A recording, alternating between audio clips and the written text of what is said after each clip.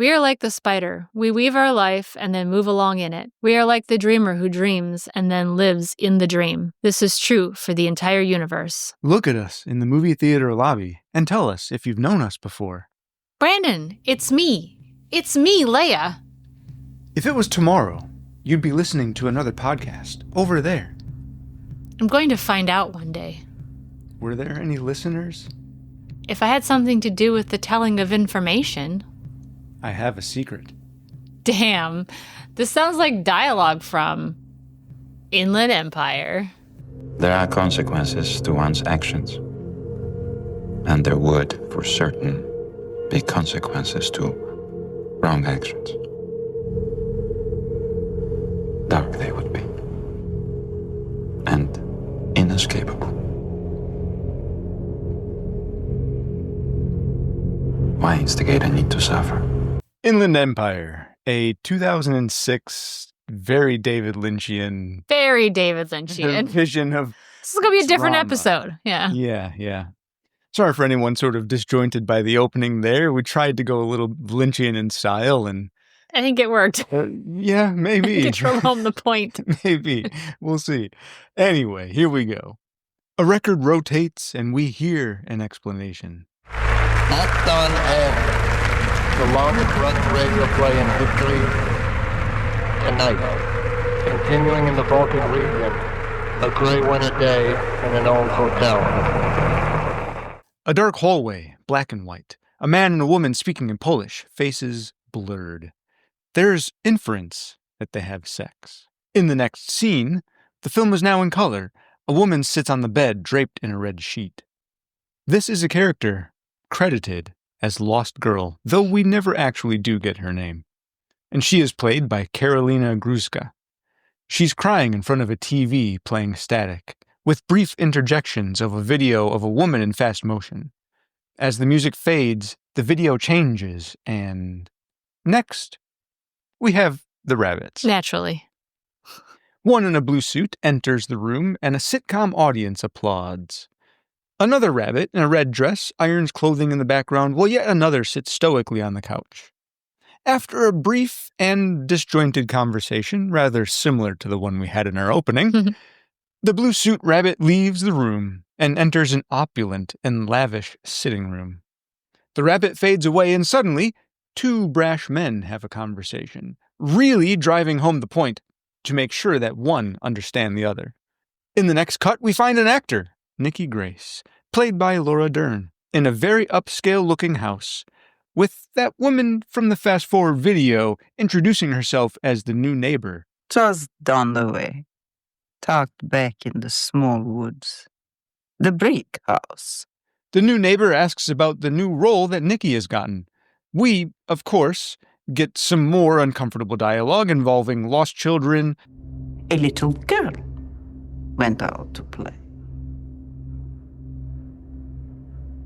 Lost in the marketplace.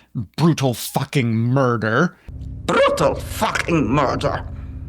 Lost memory and musings on time. Actions do have consequences. Which seemingly confuses Nikki, but jumps us to tomorrow when she is sitting. If it was tomorrow, you would be sitting over there. A phone call comes in from her manager, and she celebrates having gotten the part in question as her husband Piotrek, played by Peter J. Lucas, looks on disapprovingly from the stairs above. Another scene later, we meet the remaining two of the main cast, Kingsley Stewart, played by Jeremy Irons, and Devin Burke, Nikki's co-lead actor, played by Justin Theroux.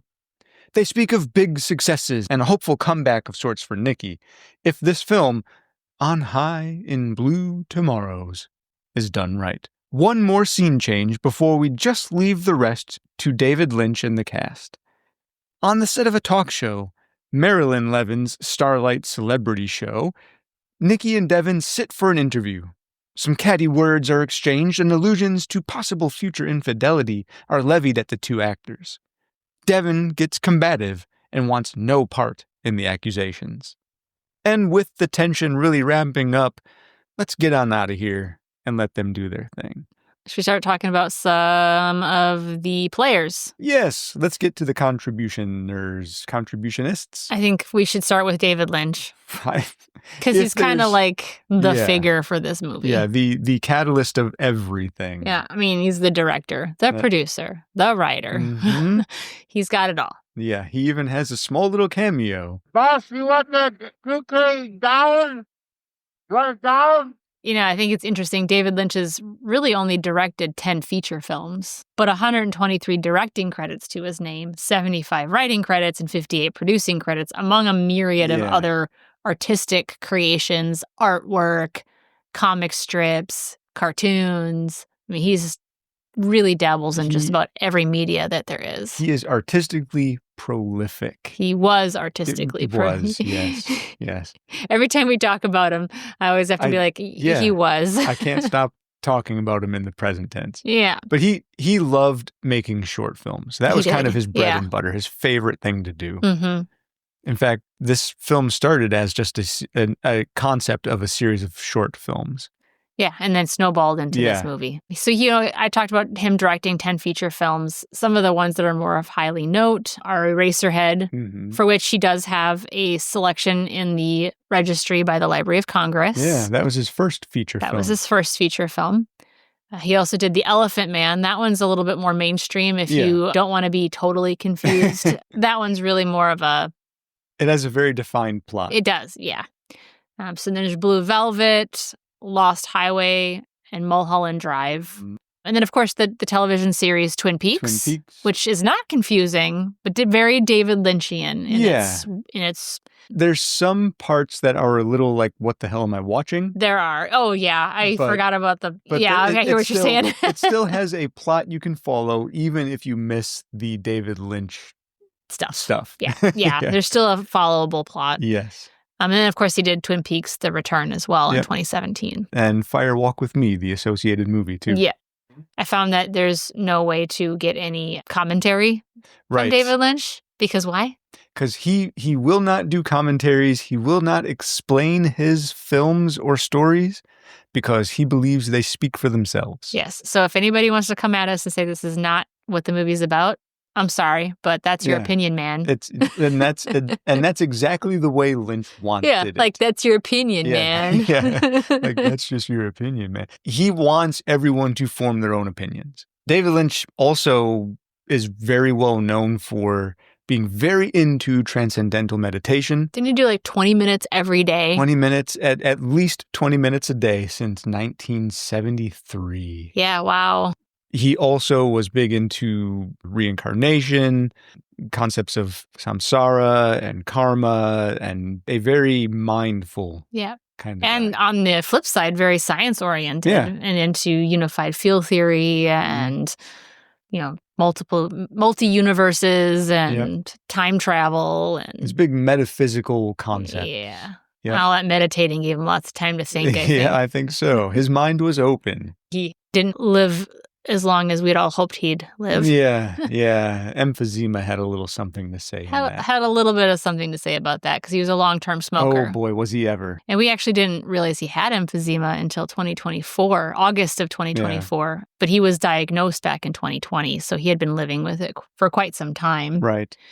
Interestingly, my boss lives in California, Mhm. and we had just discussed all the fires that were happening in California. Sure. That actually had a really big impact on his health. He was reliant on an oxygen tank during the end, and his immune system was severely Yeah. compromised.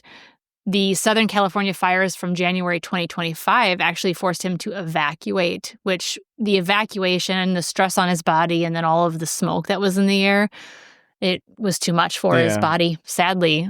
I was reading an interview with one of, I think it was an assistant or somebody else that was in the crew of this Mhm. film. And they said that while they were doing location scouting, David Lynch had stipulated with his location scout, he said, any place you find for us to film, I must be able to smoke. So that was a Yeah, hard I stipulation. think he went out the way he had expected he might. Yeah, I would think so. So yeah, I also mentioned he was the producer and the writer. So Mhm. I mean, we won't have any producers or writers for this one. Laura Dern, big time Lynch collaborator. She plays Nikki Grace and Susan Blue in this film. Mhm. She also has appeared in one film that was recognized in the Library of Congress. Can you guess which one? I would say probably Jurassic Park. Ding, ding, ding, ding. I thought so. You got it right. Surprise, surprise. She's in this movie with her mother. Her mother's Diane Ladd. She's actually been in 5 other movies with her mom where she plays her daughter. Right. She was in White Lightning, Rambling Rose, Wild at Heart, Citizen Ruth, and Daddy and Them. She was also in another movie, which is called Alice Doesn't Live Here Anymore, which is actually one of her first films where she just eats ice cream. If you can get a role eating ice cream, why the hell not? She wasn't mother-daughter in that one, but she appeared in that one, and her mom was in that one. Yeah. And then, of course, she was in Inland Empire with her mom as well. She really wanted to get into acting, and she was eating ice cream cones, and she ate I don't know, I think it was 11 ice cream cones. Ooh. Ate all of them. Nice. Didn't get sick. What a gig. Yeah. And the director of that film was like, you got to get her into acting because she could eat ice cream. I Why guess. not? Yeah, why not? That's a key talent. We should also mention that Diane Ladd's role in this movie was as Marilyn Levins on the talk show. Oh, and one last little credit to give to Laura Dern, because it may connect to perhaps the next person we talk about, if we talk about Justin Theroux. Laura Dern had a role in Star Wars Episode 8. And that's funny, too, because I think David Lynch was actually asked if he wanted to direct Star Wars Episode 6. Yes. And he turned it down. Uh-huh. A little roundabout Star Wars connection there. Yeah, David Lynch turned down Episode 6. He liked the story, but he felt it wasn't his style. And he wanted to be able to have full control like he does with everything that he does. And I think David Lynch very much doesn't like doing other people's work, interpreting or filming other people's work. Which is evident from when he did Dune. Exactly, yes. Dune, it is definitely credited to Lynch, and it was his directorial feature. Yes. But he hated it. Yeah, he hated to the day he died, he hated it. He hated the movie. He was embarrassed by it. Didn't he even go by a pen name when they re-released the deluxe version or something like that? A lot of directors, when they're embarrassed by a production that they're doing or they want no association with it, they will adopt the moniker Alan Smithy. I don't remember if it was Alan Smithy, but I did recall that he went full out of there. Not a fan. He did the movie only under contract in order to get funding for one of his movies. Well, sometimes you gotta whore yourself out a little bit, to get what you need. No shame in the game, okay? No. Let's talk about Justin Theroux just a wee bit. Sure. Then, yeah? He seems pretty private. He's handsome. Oh, he's certainly a handsome fellow. There's no denying that. Yeah. But he was also in Mulholland Drive and American Psycho. Can I just briefly talk about Carolina Gruska? I insist we do. So she played the Lost Girl. Mm-hmm. I thought it was really interesting. She is multilingual. Yeah. Seriously multilingual. She knows Polish, English, German, French, and Russian. Yep. Oh, I'm so envious. Yeah, I know. I wish I knew at least one other language, let alone that many. Mm-hmm. Inland Empire was actually a production with the Polish theater over there, too. Yep, so it was a joint production. A joint production, yeah.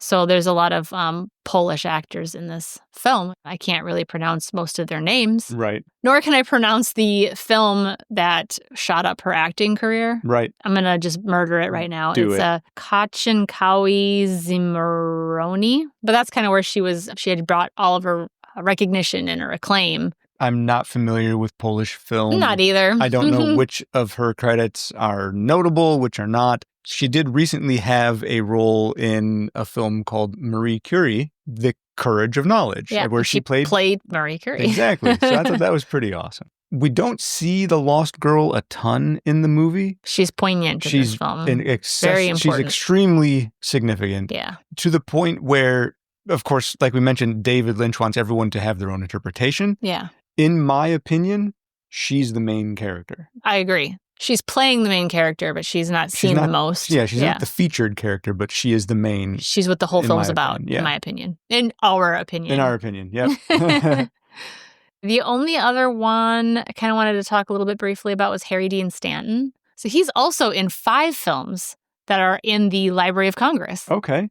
So he was in How the West Was Won, Cool Hand Luke, 2 Lane Blacktop, The Godfather Part 2, and Alien. Every time I see him, I know who he is. Mm-hmm. But if somebody said, "Hey, name a movie he's been in," I'd be like, "Oh." Yeah. Just before we get out of this segment, I do want to just quickly mention Peter J. Lucas. Okay. Because he plays Piotrek, Nikki's husband. Yep. He also has the role of Smithy, who is basically the character that Lost Girl really loved. We're not going to touch on too much of these other ones, but Jeremy Irons is in this. There's also brief appearances by Natasha Kinski, Laura Herring, Terry Crews, Mary Steenburgen, Diane Ladd, of course, we just talked about. And then at the very beginning, William H. Macy's in this film as well. And then the rabbits are actually the voices of Laura Herring, Naomi Watts, and Scott Coffey. Yeah, from Mulholland Drive. They're the voices for the rabbits in Lynch's 2002 Rabbits sitcom or whatever. Yeah, the rabbits that appear here and the set that they're on began their life basically as a short video series on David Lynch's website. He found reason to put them in this movie, and that's why they're there. Yeah, they're awful confusing. I think I still don't quite fully understand the purpose, but I've got my own thoughts on that. Yeah. So. All right, so let's talk about some of the acclaim for the film, shall we? Okay, Move let's on. talk about what everybody else thought of this movie. Yeah, right? So it has some long legs, which sometimes when the legs are really, really long, it doesn't necessarily mean that's a good thing. Yeah, it's numbers being silly. Yeah, so the legs for this one's 22.63. Yeah, that's the silly number. That's the silly number. That's pretty high. Domestic box office, it made $1.1 million. Worldwide, domestic and international, it made $4.3 million. Like I said before, it was like a Polish production as well. So that's probably why it did so much more, worldwide. Opening weekend, it did $27,508 with a production budget of between $2.9 and $3 million. It basically broke even. Yeah. It didn't get many awards. There's a few, they're not real common ones, though, not ones that I'm real familiar with. I think the most common one that I saw was the 2007 National Society of Film Critics Award for experimental film. Most David Lynch things get plenty of acclaim and plenty of critic notoriety. Yeah. Rarely do they get awards. Yeah. I mean, he got the National Registry for Eraserhead. I think he's gotten quite a few awards for The Elephant Man. Yeah. A lot of his other films, not so much. Yeah. Well, of course, I will throw in there taglines. Some taglines. The marketing department had no idea what to do with this movie. They were all scratching their heads and asses probably at the same time, trying to figure out what do we do. You imagine being on that marketing team? It'd be like, how do we market this? Yeah.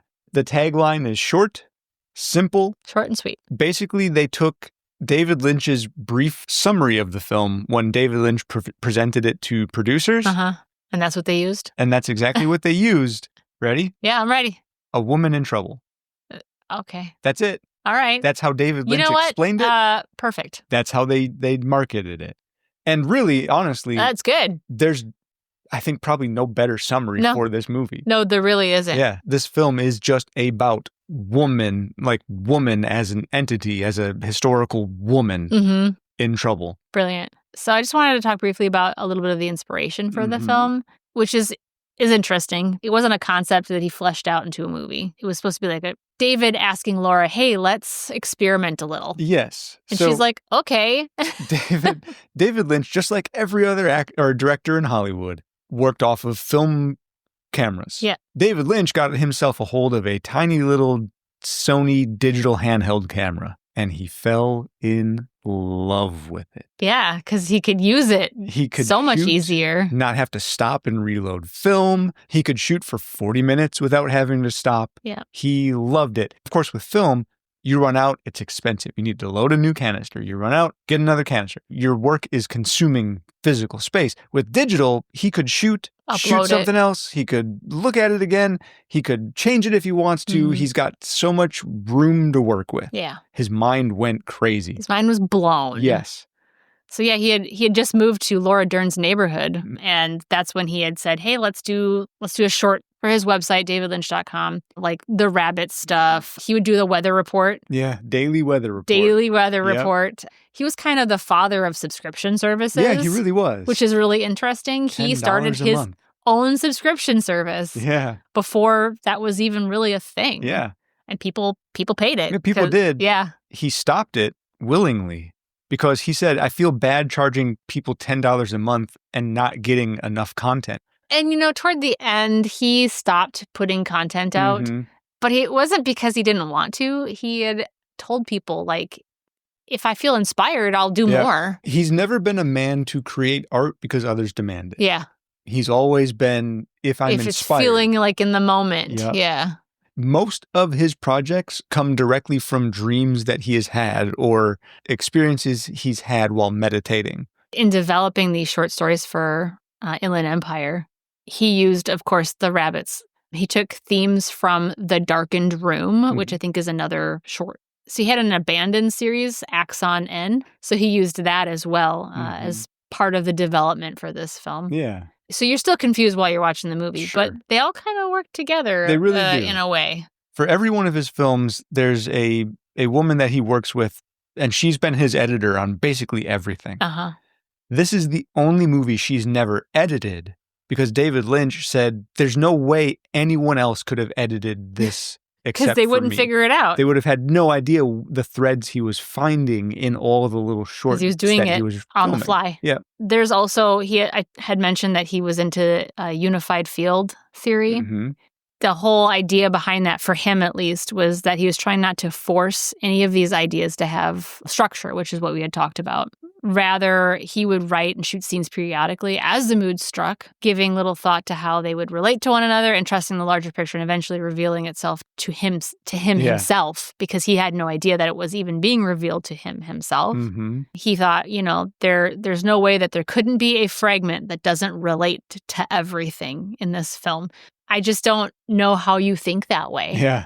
That's chaos. It is very weird. That was his whole approach to this film. A big overarching theme of this film is that actions have consequences. Yes. And I feel like that was almost what he was finding in the shorts that he was shooting. This action could be interpreted as forming a consequence, which is this next short. Yeah. And just slapping them together and finding where everything kind of dominoed through. Yeah. And it really, the film started with Laura Dern doing like a monologue, which you see in the film, I believe, at the beginning. I couldn't find exactly which scenes were shot first, but wasn't it the ones where she's got that really heavy Southern accent and she's monologuing to the man behind the desk, Mr. K, I think they refer to him as in the film. Weren't those the first scenes that were shot, I believe? I just know it was a monologue that she was doing, and it was a really long monologue, and they were really in the moment and really having a good time doing it. I mean, Laura Dern had said that was that was the best times she'd ever had was doing those monologues with Lynch. In this movie, she's only credited as playing Sue and Nikki, but from my interpretation, at least, she's played many other characters in this film. Yeah. They're just not explicitly called out. Yeah. Yeah, I would say this is probably one of her best acting pieces, too. I mean, it really shows her range. David Lynch believed so heavily that she did such a phenomenal performance in this film that he did a very unconventional... Did you hear about what he did to market, to a larger extent, Laura Dern? He wanted her to get an Oscar, and so he was promoting her to get her an Oscar, which... Yeah. She never got a nomination. No, she didn't. A lot of producers, a lot of studios, a lot of managers will do these very elaborate, for your consideration promotion campaigns. And David Lynch's promotional campaign for Laura Dern, he went down to, I guess, quote unquote, the middle of Hollywood. He sat in a chair with a cow. A full-ass cow. A handheld poster and a megaphone. Giant picture of her face on it. And say... For your consideration, Laura Dern. So Lynch. Yeah, man. It really is. So the man really believed in the performance. And she did a great performance. She really did. She did, yeah. I usually do like an in with the out, or the old in with the new kind of a thing. The only thing I wanted to really mention was, and you had already kind of touched on it, that he was using digital. He acknowledged the fact that the digital film didn't look great. Right. It was kind of almost ugly. Yeah. But he said he liked the lower quality because it reminded him of 1930s films. He said he also enjoyed the fact that camera captures less information. So this is a quote from him, if there's some question about what you're seeing or some dark corner, the mind can go dreaming. Right. Yeah, a little bit of visual pareidolia could happen in the darkness. Yeah. Something like that. He often referred to his little Sony camera as his beautiful, ugly little thing. Yeah. which I thought was pretty cool. It's poignant. Yeah. Because you're right. It's not as nice as film. Right. Like it's going to have its, especially when he was using it. He was so enamored with this experience. He said, I'm never going back to film. I'm sticking to digital, something along those lines. It would sound just like it, too. Yeah. Mm-hmm. And of course, I think the very next feature film he did was on film again. Yeah, so he went back to film. He flips-flops. Yeah, he did have fun with his digital experience, but I think he understood that the look he wanted was particular to this film. I kind of want to move into talking about the concepts of the film in terms of like how my first run through with it and how I felt about the film and my thoughts on it. Yeah. Because they're pretty lowball in terms of like what I thought of it the first time around without doing any research or like really looking into other people's ideas or the thought process behind some of this. If we continued on just trying to throw out more information about the production of the film, it would just a whole bunch of anecdotes. Yeah. And I think trying to give information about, kind of what we thought about the film and what the most common accepted interpretations of the film, I think are definitely worth delving into. So for anybody who feels like they came here just to hear some cool things about the production of Inland Empire, you've probably reached about the point of that. Pretty much the pinnacle, yeah. I mean, there may be some more down the road, but I think most of it's going to be just talking about like some of the concepts. And we're going to take on the task of, we're not going to explain the movie Inland Empire because you to can't. you. Even if we did, we would not hit all the explanations. No. And y'all are going to have different opinions, man. we will come at you with, like we had just mentioned, kind of the more commonly accepted interpretations for things. And our interpretations. Sure. Yeah. So I'm going to start with my interpretation. Yes. And I'm going to give you my interpretation before research. Okay. And my interpretation after All right. research. Yeah, let's do it. So my interpretation before is really short and brief and kind of... pedestrian. Yeah, very pedestrian. Okay. My initial thought about the movie was that the film is about the abuse of women. Mm-hmm. It's also about mental health and how the lines can blur for an individual in the thick of a mental health crisis. Okay. So that's really all I thought about the film. I was like, there's abuse of women and there's some mental health issues going on here. And this is a story about being in the thralls of that. It makes sense. Okay. Yeah. Basic layer. Absolutely. Me not thinking too much into it or doing any research on the film. It's not worth anyone's time to watch this movie the first time and try to figure it all out. No. You're best served by watching it and just living in the moment you're in. And then sitting back and going, what the fuck did I just watch? And then going back and watching it. This is a 2-watch movie. Yeah, minimum. It is. Minimum. So after reading some of his, like Lynch's interests and like who he is as a person and some of the ideas that other people have come up with, this is my thought process. Okay.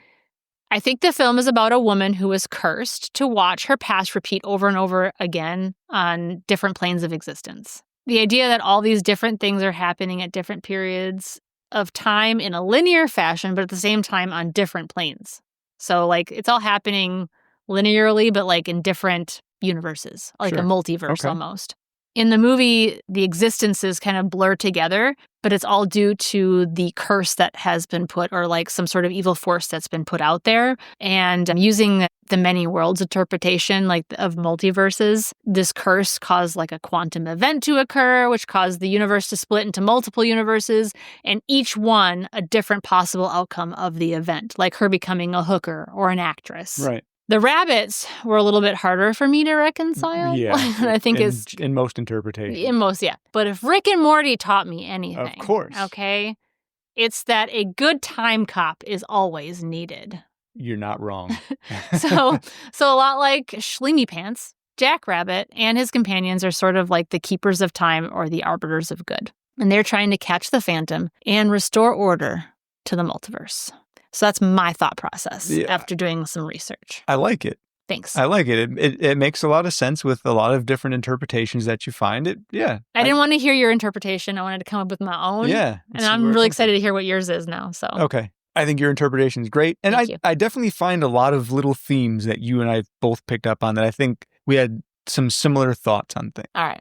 So my first interpretation, like you had mentioned, a woman who's involved in abuse. Yeah. Experiencing other experiences that are giving her perspective. After a second watch and after my second watch, basically things changed quite a bit. Mm-hmm. I fell into the mindset of reincarnation, samsara as a concept, karma. This you already knew about Lynch, so Yeah, that helps you kind of form those ideas. I a knew little bit those too. were big parts of David Lynch's influences. And you see that also with Lost Highway, Mulholland Drive, and even Twin Peaks. So it was hard for me not to, on a second viewing, bring those aspects in. So after a second viewing and a bit of research, my view kind of comes down to the idea that starting with Axon N, it talks about being the longest running radio play in history. Well, what is often referred to as the oldest profession in history, prostitution, right? This film deals with a lot of prostitution. So I threw that in there as an idea that this film is exploring the history of prostitution. It's exploring the history of women and their struggles for freedom and the abuses that they suffer, for lack of a better word, at the hands of men. Axon N, if you say axon in the right way, you almost come out with the word action. Actions have consequences, also another large concept in the film. So my view has come to be that Lost Girl, she is her own individual, but she represents women as a whole throughout time. When she's trapped in the hotel room, it's the basic woman observing, like you had mentioned, history. Not that women are basic. I meant like, just, just like kidding. as an idea, women as an idea. And it also is the Lost Girl watching reincarnations of herself. Because the whole idea of, say, samsara is that you repeat a cycle with the goal of becoming enlightenment and escaping the cycle. So she's watching her reincarnated selves go through, unfortunately, the exact same cycle and failing to reach enlightenment every time. There's a murder at the end. They fall back into the cycle and then it just repeats itself. Actions have consequences. None of them are taking the right actions to reach enlightenment until we end up with Nikki, who ends up spending her time in the shoes of Sue. And from being so deeply entrenched in the Sue character, Nikki eventually reaches enlightenment through the process of experience. I think the reason Lost Girl could never reach enlightenment is a key idea with reincarnation and samsara is that you can't just observe to reach enlightenment, you have to experience. So Nikki is experiencing, whereas Lost Girl is just watching. So Nikki, as a further reincarnation of Lost Girl, eventually reaches that enlightenment. And rescues. And giving Lost Girl the enlightenment, finally, the freedom to escape her samsara and progress with her eternity, essentially. I mean, I guess if you go into more modern, more Western interpretation of psychiatry, you end up with the id and the ego. It could be just that Lost Girl represents like the ego, the Nikki represents the id, so the experience from the id informs the ego. Sure. What about the rabbits? There's the plot of Lost Girl trying to reach enlightenment. Along the way, the Phantom, because there's that Polish folktale that's mentioned in the beginning by Visitor Number 1. Visitor Number 1, by the way, I believe is Lost Girl from the future, who had come back in time to help Nikki reach enlightenment. Because at the end of the film, when Nikki has reached enlightenment and Lost Girl is freed, you see Nikki kind of looking fondly on the events that are transpiring with the freedom of all the women. Visitor Number 1, the only other time that you see her again is in this ending sequence. And you see sort of like you remember those like 80s and 90s like Sears photographs where you're sitting in the chair, there's a black background, and there's like your face. Yeah. Is kind like of turned to the side or something. Yeah. So Visitor Number 1 is shown again, sort of smiling and smirking approvingly on this situation.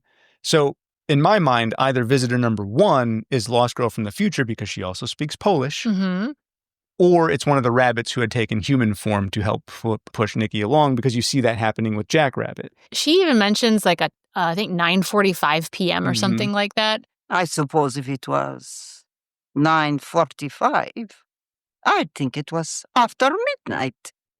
And then it was mentioned at the end of the movie. Yeah, so there's a point in the film where Smithy asks, well, the Polish version of Smithy, it's not actually Smithy, but that's another reincarnation aspect. Polish Smithy asks somebody on the street what time it is, and he says it's 9:45. In that Polish story, 9:45 is when the Polish Smithy gets killed by the Phantom. So the Phantom, and this is getting to my explanation of the rabbits. I'm sorry I went on a tangent. I apologize. The Phantom according to that fairy tale, the boy walks out the door and As he passed through the doorway, he caused a reflection. Evil was born. Evil was born and followed the boy. the lost girl was married before she got sentenced to her purgatory, essentially. The husband she was married to, she was cheating on. He almost represents the boy in that old fairy tale where evil is born from him stepping outside, because he ends up killing her Polish smithy lover. I almost view the Phantom as a tulpa. What's a tulpa? A tulpa is another concept where it is a thought form that is created. It's not necessarily, they're typically not regarded as malicious, but the creator can lose control of them, in which case they won't necessarily just become malicious out of that by their nature. They have to be informed of violence by their creator, which certainly the human Phantom would have done. In my view, there was that split where the Phantom becomes an entity and the rabbits are, like you had mentioned, sort of a guardian, doing everything they can to prevent the Phantom from finding his place or taking control of a lost girl reincarnation iteration and causing the murder and everything else that has come with that, like a guilt or an anger or a violent entity. So the rabbits then, the guardians of them, because they intervene and step in and try to prevent the Phantom kind of the whole movie. So if anyone out there is confused at this point, just know that both Laura Dern and Justin Theroux said that they have no idea what the film's about. Yep. So even the actors who are in the film have no clue what's going on. Yes. So don't feel like you need to figure this out, because you don't. And we have no idea. No idea either. These are just the conclusions we have come to. Yeah, which is so fun because you can come up with any conclusion you want for this film. That's one of my favorite things about watching a Lynch film. It's a conversation starter, especially if you watch it with somebody and talk about it afterwards. And then you start looking on stuff on the internet. Well, and I've heard people say that the whole film is a critique on acting and has nothing really to do with a reincarnation cycle. Oh, I should say the other reason I view reincarnation as a very poignant part of this whole thing, Axon N, supposed to be the longest running radio play in history. It's retelling the same story. So Veer Sebin, the movie that informed On High and Blue Tomorrows, they're retellings of a same story. So a same story being reincarnated. They even mentioned that On High and Blue Tomorrows is a remake. On High and Blue Tomorrows is in fact a remake, which is essentially a movie reincarnation. I just feel like those concepts are so heavy laden throughout the story that it's very interesting to watch it with a reincarnation concept in mind. But there's also a lot of evidence that points that reincarnation has nothing to do with anything. Yeah. It just really depends what mindset you go into it with. When I was doing the research for this film, looking at concepts about time travel and multi-universes, that's where my brain started going, because I was like, it could be just like the scene where they're in the studio and they hear a noise and then Justin Theroux's character goes and checks out what the noise is. It's almost, in my brain, it's two different universes, but they're touching. Yeah. And he's looking in at one universe, she's looking in at the other universe, and they're touching, but they're not interacting. Well, and it was very interesting. They're interacting, I suppose, too, but there's a little more to Freddy. So there's one point when Kingsley's talking about Freddy, and he mentions that Freddy has a lot of talents that other assistants don't have. So he's wonderful to have around, right? Working well with animals. And there's just so many other clues and connections that connect him to other characters in the film. There's a scene kind of late in the film where the Piotrek, but in a smithy form, is visiting three old men in a dark room with kind of just an odd little table with what looks like a bunch of food on it. And Lost Girl is sitting there, her kind of head lowered in her hands, and she's sobbing and crying. And the three old men are talking to Smithy, and they're saying, she asked for us to bring you here. Do you see her? And Smithy's looking around. He's like, I can't see her, but I can hear her. Indicating that Smithy is somehow got a extended ability more than most people do. And that's when they give him a gun. Supernatural. And when that scene you were talking about where Nikki or Sue is walking through the back of the warehouse where they're doing their scene run, Freddy is the one who sees someone in the darkness. He says there's someone there. Nobody else sees her. So it's almost like Freddy has that ability to see another dimension, like you had mentioned. Sees through to another dimension. And it's further that when Devin runs after whoever Freddy sees, Sue Nikki is yelling, Billy, Billy, Billy, yelling it. And he's not hearing her. He's not reacting like he's hearing her. She walks into the facade of Smithy's house. Yeah. And she closes the door behind her. She can't leave the room once she's got herself in there. And she's seeing Devin peer inside the window, and he can't see her, he can't hear her. So Devin, not able to see through whatever this existential barrier or dimension is, but Freddy somehow has that touch. Yeah. So I had talked about how Jack Rabbit's the main rabbit. The blue-suited rabbit. With the blue suit. I had mentioned, like, I feel like he's hunting the Phantom, and you had discussed that even in your interpretation, that he's almost kind of like trying to find the Phantom to stop his doings or whatever. He also could be an analog for Mr. K, which is the guy who's interviewing Laura Dern's character when she's got that really thick Southern accent. There's a scene where he's interviewing Laura Dern's character where she's all beat up and she's got bruises on her face. And he doesn't say anything during the whole scene. Hold that thought real quick. That character that Laura Dern is playing seems like it's a different character. She's more violent than Sue. Yeah. She's more angry than Sue. Weird accent. Very deep, because Sue is supposed to have a Southern accent, but this woman has a very deep accent. Yeah. Sue does Kentucky not have accent, that. And even Nikki doesn't have that. So I think that's a third character. Yeah, like you had said, you'd think there's more than two characters, even though she's only credited as two. But I agree. I think it's a third. For me, it's a third universe character. Yep, exactly. Mr. K doesn't say anything to her, like, the entire time until she says that she was cheating. And he asks, well, were you in fact seeing another man? And then there's a phone call. And then he lets the phone ring. Just like in the sitcom, Jack Rabbit lets the phone ring for a really long time. But he actually eventually picks it up. He says to the person on the other side, hello? Yeah, she's still here. I don't think it'll be too much longer now. Yeah. The horse to the well. Yeah. Crimp? Yeah, he's around here someplace, that's for sure. Which seems to indicate that Mr. K is one of the individuals that's interested in fleshing out the Phantom and leading Nikki/Sue to kill him. And then after, there's a scene where Nikki leaves the soundstage and she almost gets transported to like a supernatural movie theater. Mr. K appears, he walks through the theater, he stops at the bottom of the staircase and he stares at Nikki for a really long time. And then he walks upstairs and Nikki follows him upstairs and she finds the gun that she uses to kill the Phantom. So it's like he was leading her to the well, or the gun. Leading the horse to the well. Those characters are kind of intertwined a little bit too. Jack also appeared as kind of an older Polish man a few times. In the opening, when he appeared in that kind of lavish palace room. Yeah. And the Phantom was there yelling at this other man, saying, do you understand? I'm trying to find a way in. That same old man later is found leading Smithy around, trying to find the Phantom. Yeah. And leading him to the three old men who are doing that seance to summon the lost girl, who then give Smithy the gun, which he puts in the drawer that Mr. K then leads Nikki to, or Nikki/Sue to find. It has a very Alice in Wonderland feel to it, doesn't it? It really does. Yeah. Rabbits.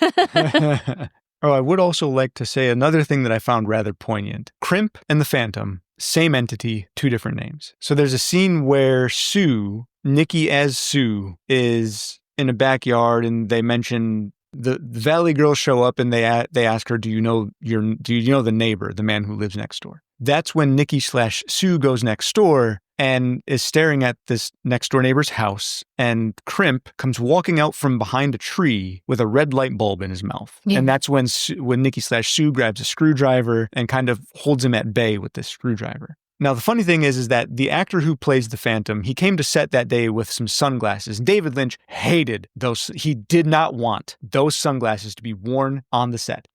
So he demanded he not wear them. But he's so particular. Yeah, but the guy still wanted like some sort of accessory. So David Lynch went to a few drawers nearby and pulled out a few, like 2 or 3 little items. And you can have these. He held them up and he said, you can have one, pick one. But not the sunglasses. So the guy chose this red light bulb. So David Lynch had him put it in his mouth. Well, that's a weird accessory. It is a weird accessory. It's a far cry from sunglasses.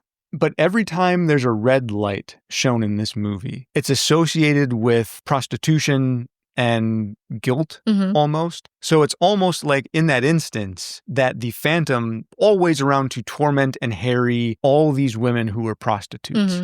So it's almost like saying he's consuming the women, he's consuming the prostitution, the guilt, the red light district. Everything that red represents. Yeah. So an odd accessory, but it seemed to make a purpose, if that is indeed a what he wanted to Who do. knows? Yeah. Well, who even knows? Well, and like we had mentioned, David Lynch was kind of flying by the seat of the pants for this movie, and it all kind of came together in a very poignant way. And there's another, I'm not certain if it was just me finding a common thread or if it was intentional. The Valley Girls in this movie, they dance to 3 different songs. So they dance to Locomotion by Little Eva, they dance to Etta James' At Last, and they dance to Nina Simone's Sinner Man at the end, the ending credits. P.S. by the way, all sang by women. When I saw the names, I was looking through the soundtrack credits, and I knew that Nina Simone and Etta James had been fairly well documented as being involved in some pretty nasty sexual and physical domestic abuse situations. So was Little Eva. Oh. So all 3 of the songs presented by these 3 female musicians were done by women who suffered the same circumstances. abuse. Yeah. Interesting. I mean, I'm sure that was intentional. It probably was. Probably some of the few intentional things that David Lynch did. Yeah, I mean, right. everything he did was Everything was intentional. intentional. Let's be honest. But accidentally intentional. Yeah, but I think there is a theme, an underlying theme to this whole movie, which would be your first watch through with this film. You know there's an underlying theme. You can tell it's something to do with the abuse of women and some weird mental health stuff and the details and how they all connect together, not so straightforward. One thing that is not hard to understand is how he came up with the name for this film. He actually came up with the name after having a conversation with Laura Dern. Laura Dern had mentioned that her husband was from Inland Empire, which is an area east of Los Angeles County, which includes like Riverside and the San Bernardino County area. Lynch confesses he stopped listening to what she had said because he loved the sound of the word Inland Empire, and he finally decided on the words for the title for this movie. Quote, I like the word inland, and I like the word empire. That's about as straightforward as you're going to get of an explanation from David Lynch. Probably because it was not out there or anything crazy. It was just what it was. In the ending credits, there are allusions to other Lynch films pretty directly. Twin Peaks, there's a lumberjack sawing a big old log of wood. Fire Walk with Me, there's that monkey. You have Laura Herring sitting there, and she was a main character from Mulholland Drive. The woman sitting in the chair with the monkey, she's wearing a blonde wig. That blonde wig is very similar in style to the hairstyle that Patricia Arquette wears in Lost Highway. Yeah. It's neat to see all those sort of allusions and connections come back. And I would say, personally, this is one of the few David Lynch films that has a overtly happy ending. Would you agree with that? Or? Yeah, I would. Yeah. Absolutely. You know, when you watch it the first time, it doesn't give you good feels because you don't know what the hell you just watched. Right. But when you watch it again, knowing what you know and having done gotten some information about the film, you get the sense that the sadness that the lost girl was feeling is no more because she's finally ascended and she doesn't have to go through all that pain and suffering anymore. And she gets a happy ending. Yeah. The film that Nikki and Devin are supposed to be filming is called On High and Blue Tomorrows, right? I found it interesting. When visitor number 1 is talking to Nikki, she goes, if it were tomorrow, you'd be sitting over there. And the next scene is Nikki sitting over there, right? With some friends, and that's when she gets the call that she got the role. But the end of the film, if you think about the fact that there's no real time in this movie. I can't seem to remember if it's today, 2 days from now, or yesterday. The visitor number 1 mentions that she forgets a lot. Forgetfulness. It happens to us all. And me? Why, I'm the worst one. Time could is be sort after of midnight, and I meaningless. wouldn't even know. If it was 9:45, it could be, I would think it could be midnight sort of thing. And midnight is also when Lost Girl was killed, blah, blah. At the end of the film, I guess you could say technically tomorrow, Nikki is sitting over there where visitor 1 had mentioned. She's also sort of on high as her ascension. She's reached her enlightenment and she's wearing a blue dress. Brought it all together. I think we're done here. I think so. All right. It was nice seeing y'all. Thanks for coming to the movie theater lobby. Right, of course. It all makes sense now. We're done. Total sense. There's one other influence / allusion to another film, Sunset Boulevard. This film has a lot to do with Sunset Boulevard. From some direct visual, like stolen directly from Sunset Boulevard, to a lot of sly references. Sunset Boulevard is about a woman who gets a film role trying to get her come up again, and she loses herself in the character. Okay. And reaches a delusional state almost. Very similar. Yes, very similar. Yeah.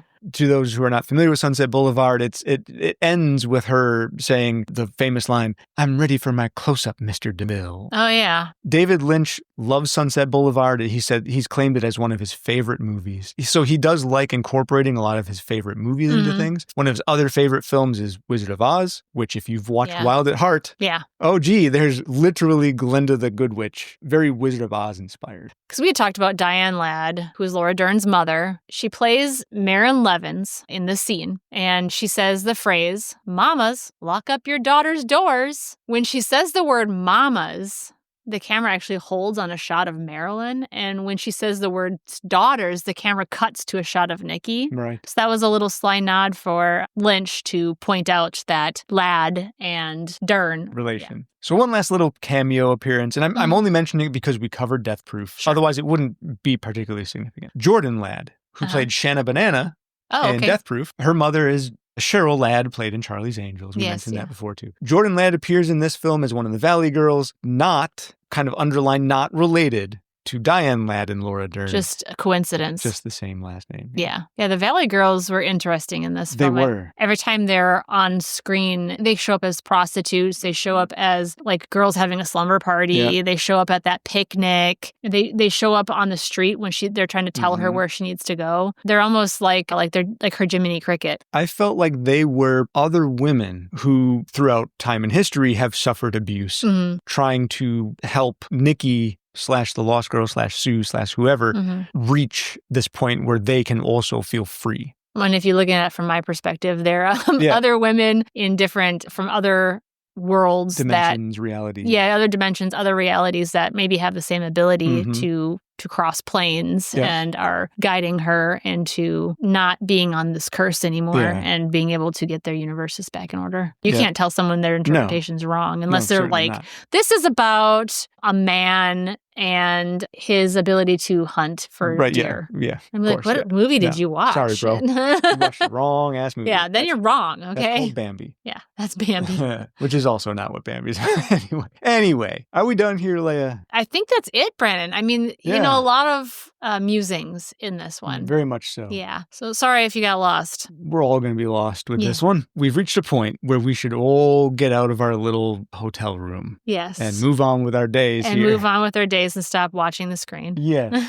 Though I do hope you all keep in touch with us. Indeed. To do so, check out themovietheaterlobby.com and reach us at The Movie Lobby on Blue Sky and YouTube. And then along the way, if you want to, find me, Brandon, Brand MC, on Blue Sky as well. You can find me, Leia McClevey, at LM Nerd Room on pretty much any social, and at lmnerdroom@gmail.com. And while I've got you here, next week we will be turning from the esoteric land of Lynch to the unique Western vision that is Dead Man. Great. For all of us to continue on our paths, I must thank you all for your time, for coming to listen with us here. And Leia, of course, 100% as always, thank you. And thank you, Brandon. We'll see you all next week on The Movie Theater Lobby. Bye. Bye-bye.